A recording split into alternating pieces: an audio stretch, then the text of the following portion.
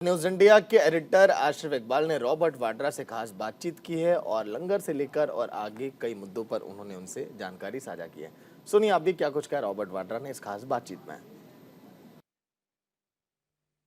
नवरात्र का महीना चल रहा है और साफ तौर पे बहुत सारे ऐसे समाज सेवी हैं जो लोगों के लिए बहुत सारी मदद करते हैं और लंगर का आयोजन करते हैं 9 दिन तक। जी हाँ, हम समाज सेवा की बात कर रहे हों और रॉबर्ट वाड्रा का नाम ना हो, ऐसा नहीं हो सकता है। और रॉबर्ट वाड्रा जो सिर्फ नवरात्र नहीं बल्कि किसी भी समय किसी भी ओकेज़न पे ये चाहते हैं कि लोगों की मदद कर सके और इसलिए इस पूरे 9 दिन तक ये खास तौर पे व्यस्त रहते हैं लंगर के आयोजन में। और हमने देखा है किस तरीके से हज़ारों लोग यहाँ खड़े थे और लंगर का आनंद उठा रहे थे। हमारे साथ खुद रॉबर्ट वाड्रा हैं, हम इनसे पूछते हैं इस तरह के पहले तो आपको जय माता दी, क्योंकि नवरात्र चल रहा है और आप उसमें पूजा पाठ में भी लीन रहते हो और तमाम तरह की ऐसी चीज़ों से कितना आनंद मिलता है ऐसे सामाजिक कार्य से? आनंद मुझे लोगों में दिखाई देता है कि वो खुश हैं, वो यहाँ भी खाते हैं और अपने घर भी ले जाते हैं, अपने परिवार के लिए भी खाना और ज़रूर मीठा ज़्यादा खाते हैं। तो मैं मजाक में उनको बोलता भी हूँ कि अपना सेहत का भी ख्याल रखो, पर लोग खुश होते हैं। हम खाली खाना नहीं परोसते हैं, हम लोग जहाँ अगर जो भी उनकी ज़रूरतें होती हैं, मतलब बच्चों को हम जूते और कंबल और अलग अलग चीज़ें देते हैं पूरे साल भर में। और मेरे जो सहयोगी हैं वो देश भर में हर कोने में मुझे फ़ोटो भेजते हैं जहाँ देश भर में पुकार आती है कि आप आइए और आप इतनी सेवा कर रहे हैं तो आप हमारे क्षेत्र में भी आइए या हमारे देश के हर कोने तक पहुँचिए। पर अगर जहाँ मैं नहीं पहुँच पाता हूँ तो मेरे जो सहयोगी हैं वो ज़रूर मुझे फ़ोटो वीडियो हर चीज़ भेजते हैं जहाँ वो कई लोगों को खाना खिलाते हैं या जो भी वहाँ ज़रूरत है, जो अनाज है या जो भी उनको चाहिए हम ज़रूर उनके पास पहुँचाते हैं। तो नवरात्र का समय है तो ज़रूर मैंने यहाँ लगाया है ये भंडारा, और जहाँ मैं नीचे अपने आप ही खाना सबको परोस रहा था और सबको दे रहा हूँ। और तभी मुझे पता चलता है कि इससे लोग खुश हैं और मुझे भी खुशी मिलती है और आगे हमें क्या करना चाहिए। मैं उनसे पूछता हूँ कि कुछ और खाना पसंद करेंगे या कुछ और, तो अगले हफ्ते या अगले महीने जब भी मैं ज़रूर फिर से उनके लिए कुछ भंडारा करूँगा। मतलब आप आयोजन करते रहते हैं। डॉक्टर साहब, आप जब हों और पॉलिटिकल बातें आपसे ना हो तो ऐसा हो नहीं सकता है। इस वक्त 5 राज्यों के विधानसभा चुनाव है जिसमें आज प्रियंका गांधी लगातार दौरे भी कर रही हैं। कल राहुल गांधी, प्रियंका गांधी तेलंगाना गए थे और ये लोग लगातार तूफानी दौरे पे हैं। आपसे बातचीत ज़रूर होती होगी 5 राज्यों के विधानसभा, क्योंकि अब मैं आपको समाज सेवी नहीं लिखता हूँ, अब मैं कांग्रेस नेता लिखता हूँ और साफ तौर पे मैं इंडिकेट भी करता हूँ कि मैं कांग्रेस नेता से बात कर रहा हूँ। 5 विधानसभा राज्यों के विधानसभा चुनाव को लेकर क्या प्रतिक्रिया आपकी? मुझे लोगों ने हमेशा उद्योगपति जैसे नहीं देखा है, हमेशा मेरे को एक राजनीति से ही जोड़ा है और ज़रूर मैंने इस परिवार से बहुत सीखा। और मैंने खुद अपनी बहुत मेहनत की। 99 से हम लोग प्रचार कर रहे हैं हर जगह। मैंने सोनिया जी के लिए प्रचार किया, मैंने राहुल के लिए किया और मैं उम्मीद करता हूँ प्रियंका के लिए भी आगे प्रचार करूँ। और मैं ज़रूर देखता हूँ कि जैसे कर्नाटका में बीजेपी ने सरकार तोड़ी और अपनी सरकार चलाई और लोग खुश नहीं थे वहाँ। इस तरीके से जो राजनीति होती है ये गलत है और इसलिए उनको भारी झटका पड़ा और भारी बहुमत से हमें जीत मिली। और वही हमें मध्य प्रदेश में दिखाई देगा और अगले जो राज्य हैं उनमें सब में कांग्रेस अच्छा करेगी और लोगों के वजह से अच्छा करेगी, क्योंकि उनको बदलाव चाहिए। उनको चाहिए कि बेरोज़गारी से दूर रहें और मतलब जो महिला की सुरक्षा हो और जो सेहत के लिए, अपनी जो हेल्थ के लिए जो और हेल्प मिलना चाहिए उसमें ध्यान दें। और ज़रूर मुझे पता है जब अगर प्रियंका और राहुल निकलते हैं प्रचार में और जो भी कांग्रेस देती है, वायदे देती है, वो राहुल और प्रियंका देखेंगे कि वो वायदे पूरे हों। तो उसको देखते हुए और राहुल के जो भारत जोड़ो के वजह से भी लोगों के उत्साह ज़्यादा बढ़ा कि एक लीडर है जो हमारी सुनवाई कर रहे हैं। क्योंकि बीजेपी में ना तो उनके ही पार्टी में किसी नेता की सुनाई होती है और तो मुझे लग रहा है कि लोगों में ये है कि कांग्रेस ज़रूर प्रगति की ओर बढ़ रही है और देश को अपने साथ ले जा रही है, भेदभाव की राजनीति नहीं करती है।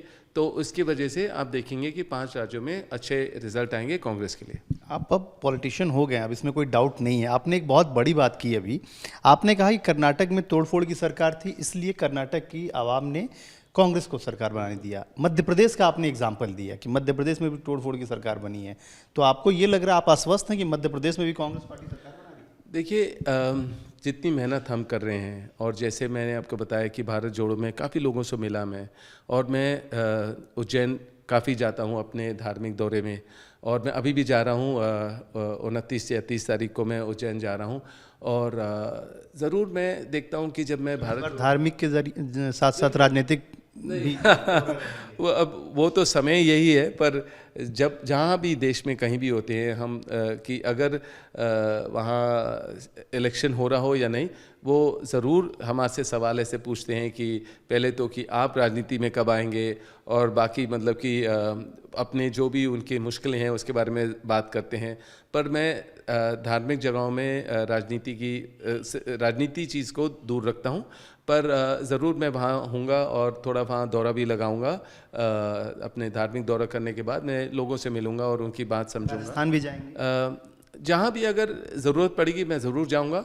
और मैंने जैसे बताया कि मेरे को लग रहा है कि मध्य प्रदेश में भी जैसे तोड़ फोड़ की सरकार इन्होंने की, लोग खुश नहीं हैं, ज़रूर बदलाव चाहते हैं।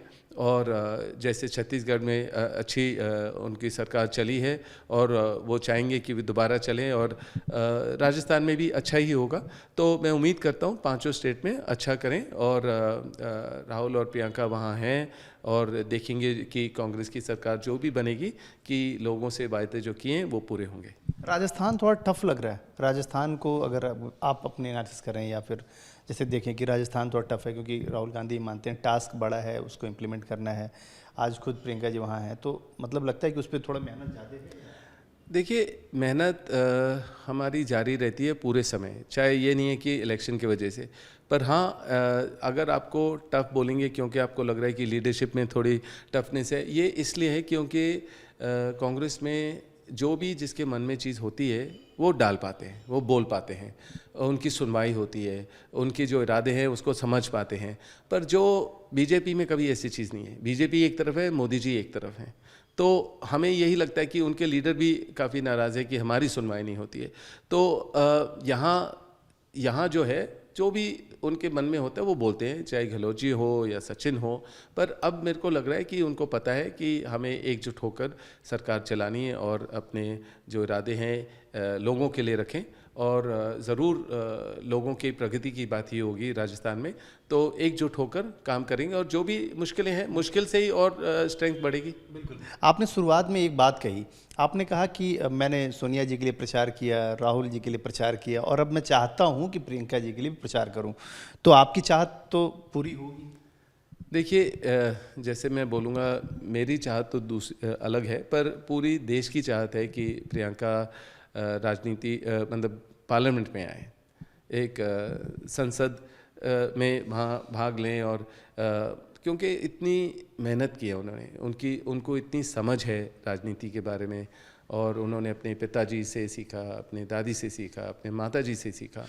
और ज़रूर वो महिला की सुरक्षा के लिए, महिलाओं के लिए, उनको इक्वल रखने के लिए देश में वो उस विचार से आगे बढ़ेंगी। मैं लड़की हूँ, लड़ सकती हूँ, और उनके विचार उस तरीके से हैं। तो मैं ज़रूर चाहूँगा कि प्रियंका के लिए मैं कैंपेन करूँ और प्रियंका पार्लियामेंट में आए, उनकी जगह वो है। लेकिन आपके लिए भी बहुत सारे जगह पे पोस्टर होर्डिंग लग रहे हैं, आपको भी लेकर ये कहा जा रहा है कि चुनाव आपको भी लड़ना चाहिए, क्योंकि कई जगह हमने देखा आपके पोस्टर। तो क्या आपको लगता है कि पूर्ण तौर पे, अभी तो आप अल्पकालिक तौर पे हैं, थोड़ा देखते हैं, थोड़ी चीज़ें समझते हैं, ऑब्जर्व करते हैं, क्या आपको लगता है कि आप पॉलिटिक्स में आना चाहिए और पॉलिटिक्स में आके तमाम सवालों के, तमाम चीज़ों के जवाब बेबाकी से दे सके? जितने सारी परेशानियां आपने झेली हैं, जितने सारे आरोप आपने झेले हैं, तो अब आपके उसके जवाब राजनीतिक तौर पे देने की? देखिए, मैं जैसे मैंने बताया था पहले कि मुझे हमेशा एक राजनीतिक तौर से ही देखा जाता है,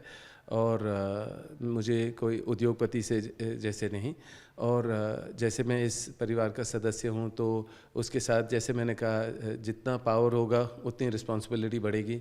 तो ज़रूर बीजेपी हो या अलग सरकारों ने मेरा नाम इस्तेमाल किया, बेबुनियाद इल्ज़ाम लगाए, एजेंसियों के पास भेजा, यहाँ रेड हुए, पर मैं कहता हूँ कि ज़रूर मैंने इसको इस समय को मुश्किल तरीके से नहीं देखा। मैंने इसको देखा कि मैंने बहुत सीखा इससे भी, कि जो भी मैंने अपने मैनेजर्स और अलग अलग लोगों को लगाया हुआ था उनकी गलतियों की वजह से मुझे कुछ झेलना पड़ा, पर ठीक है, वो भी सारा सीखना होता है।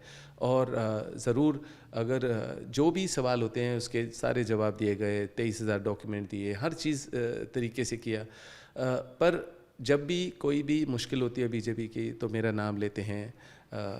हाल ही पार्लियामेंट में फिर से स्मृति ईरानी ने और अलग अलग लोगों ने मेरा नाम इस्तेमाल किया।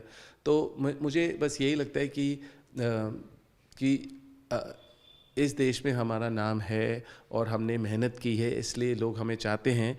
तो उसके वजह से ये लोग हमारे नाम को गलत तरीके से दिखाना चाहते हैं, पर लोग समझदार हैं। बहुत समय हो गया है कि ये आगे पीछे ये लोग गलत इल्ज़ाम लगाते हैं।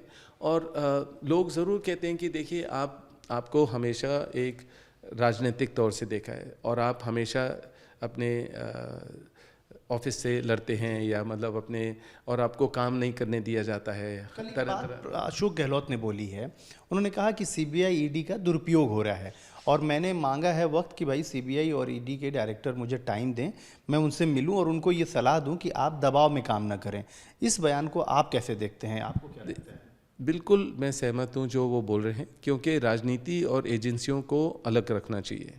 क्योंकि बीजेपी का कैंपेन है कि जहाँ भी कोई भी इलेक्शन आएगा उस स्टेट में ज़रूर एजेंसियों का दुरुपयोग होगा, कि जो भी उम्मीदवार है उसको उसके परिवार को परेशान किया जाएगा और उस स्टेट का इलेक्शन ख़त्म होने के बाद उनका नाम निशान ख़त्म हो जाता है। मतलब कि वो केसों का कुछ समझ नहीं आता है, कुछ बात ही नहीं होती है। तो ये उनका कैंपेन करने का तरीका है। तो दुरुपयोग ज़रूर हो रहा है और मेरे साथ भी हुआ। तो मैंने जैसे बताया कि लोगों ने कहा कि अगर आप पार्लियामेंट में आएंगे तो आप बड़े पैमाने पर अपनी बात रख पाएंगे, और क्योंकि या तो आपको एक उद्योगपति रहने दें, पर मेरे को राजनीतिक तरीके से देखते हैं और राजनीतिक चीज़ों से उसमें धकेल देते हैं। तो फिर मुझे लग रहा है कि अगर मैं पार्लियामेंट में होऊंगा तो अपनी बात बड़े पैमाने पे रख पाऊंगा। पर मैं तभी कदम रखूंगा जब प्रियंका पहले सांसद बनेंगी, और मुझे लग रहा है कि वो समय आएगा। मतलब वो इतनी मेहनत कर रही है और 24 में उनको पार्लियामेंट में होना चाहिए, मैं उम्मीद करता हूँ। और उसके बाद तो मैं ज़रूर उनके साथ हूँ, ज़रूर उनको सपोर्ट कर रहा हूँ और मैं ज़रूर राजनीति में दिखूंगा। बिल्कुल। एक आखिरी सवाल, आपको लगता है कि ये जो इंडिया गठबंधन बना है अपोजिशन का, इसको मजबूत होना बहुत ज़रूरी है, मजबूती रखनी बहुत ज़रूरी है? क्योंकि राहुल गांधी, प्रियंका गांधी, मल्लिकार्जुन खड़गे, सोनिया गांधी, सभी लोग इसमें लगातार मेहनत कर रहे हैं, चाहे नीतीश कुमार हो, अखिलेश यादव हो या स्टालिन हो। सबको एकजुटता, इकट्ठा होना बहुत ज़रूरी है। क्योंकि अभी हाल फिलहाल में अखिलेश यादव के बयान, नीतीश कुमार के बयान, ये कहीं ना कहीं से, ये राजनीतिक सवाल है, लेकिन क्योंकि मैं आपको एज ए पॉलिटिशियन ही ट्रीट करता हूँ तो इसलिए ये सवाल है। देखिए, ये गठबंधन बना है क्योंकि सबको परेशान किया गया था इंडिविजुअली, और सबको लग रहा है कि यहाँ प्रगति नहीं हो रही है, खाली पॉलिटिक्स जो हो रही है वो दिखावे में है, ऑप्टिक्स है। तो लोगों को लगा कि हमें एकजुट होना चाहिए, और नाम रखा है इंडिया, और इंडिया शाइनिंग होना चाहिए, इंडिया की प्रगति होनी चाहिए।